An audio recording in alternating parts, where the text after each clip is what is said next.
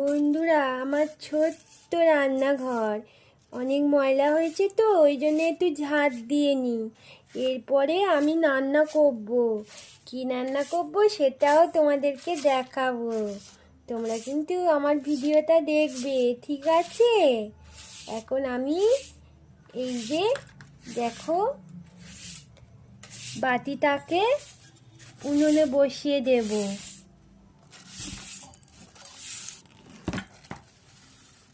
আমার উনুনটা তো মাটির, এটাকে আবার বলি সাবধানে বসিয়ে দিই। আর এখন আমি এটা গরম হয়ে গেলে সব কিছু আমার নড়ে নড়ে যাচ্ছে। একটুখানি আমি এইটা নিয়ে দেব, জলের মধ্যে দেব। এটাকে আমি এখন সেদ্ধ বসাবো। এইটা সেদ্ধ খাওয়া অনেক ভালো শরীরের জন্যে, জানো তোমরা? ছোট মানুষ তো আমি বাটিটা বসাতেও পারিনি, বাটিটা শুধু বেঁকে বেঁকে যাচ্ছে। একবার হাতে দিই, একবার তামাতে করে দিই।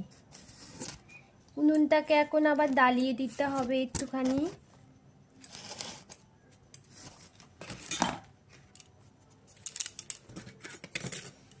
আর আমার মা কিন্তু একটু করে সাহায্য করে দিতে আমাকে।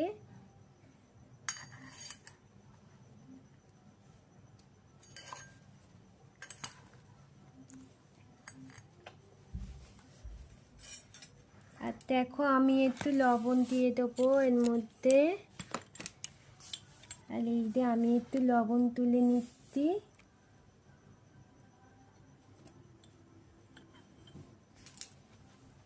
আর এই যে এটার মধ্যে একটু লবণ দেব, দিয়ে এটাকে আমি চামচ দিয়ে ঘেঁটে দেব। আমি এটাকে এখন চামচ দিয়ে একটু ঘেঁটে দেব। তোমরা কারা কারা এমন করে রান্না করো অবশ্যই বলবে। আর হ্যাঁ বন্ধুরা, আমার ঘরটা কেমন হয়েছে?